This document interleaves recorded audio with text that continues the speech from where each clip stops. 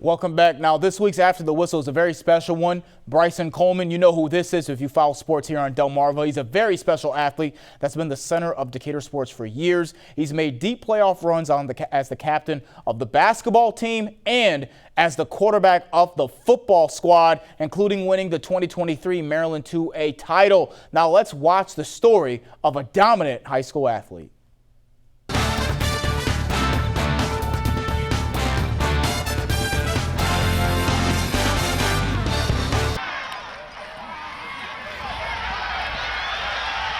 Meet Bryson Coleman, the Vanderbilt football commit who's had one of the most dominant high school football careers the Bayside has ever seen. A Maryland State football champion, 2A Player of the Year, and the Bayside's all-time touchdown leader. Those are just some of the accolades that Bryson has racked up on the football field. I think a lot of people, they see a lot of my accolades, and that obviously I appreciate all the support that I get, but at the same time I also want to, show that it wasn't just me. A lot of other people had a lot of important roles in all my success. He's a 4-year varsity athlete on the football field and the basketball court. But his first love is football. He's been with his dad, Decatur head football coach Jake Coleman, every step of the way. He's always been my mentor and everything. Anytime I've ever had a problem in sports or anything in life, I've always went to him. Obviously, my mom is a big supporter in my life. She does all the behind-the-scenes work. She's the one that is constantly making sure I'm eating, making sure my weight is good. And then my dad, he's the one that kind of keeps me mentally, everything straight. That support helped Bryson be the first Maryland high school football player to get 1,000 yards rushing, 1,000 yards passing, and 1,000 yards receiving.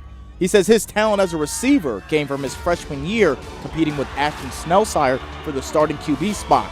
Snellsire, who now plays QB at the Division I level, got the top spot, and Coleman was making plays on the outside.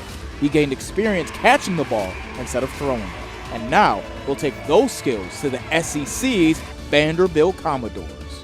I think that opened up my eyes to go play receiver a little bit. And, honestly, because of him and Coach Croto, who moved me to receiver, that's kind of why I'm going to play Vanderbilt as a receiver. So, I think a lot of everything that's happened to me in my life, it's all been a blessing.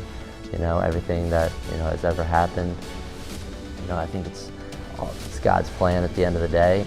After everything he's accomplished on the football field, not to mention everything he's accomplished as a centerpiece for the Seahawks basketball team, there's nothing that compares to winning Decatur's first state football title with his dad.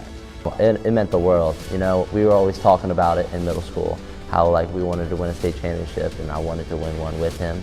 And then coming here, at first it was tough, but we saw the vision that this school had, and this community, we always had all the pieces in the room. We just had to put the pieces together, and but winning that with him was so special.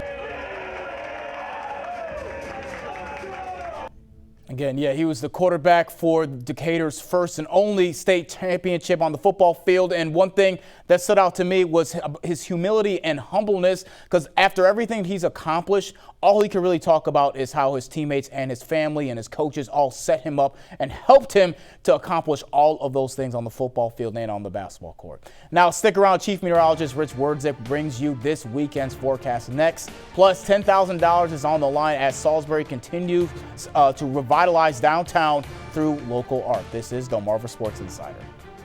My name is Tyler Reddick, and I'm here from Snow Hill Basketball, and you're watching Delmarva Sports Insider.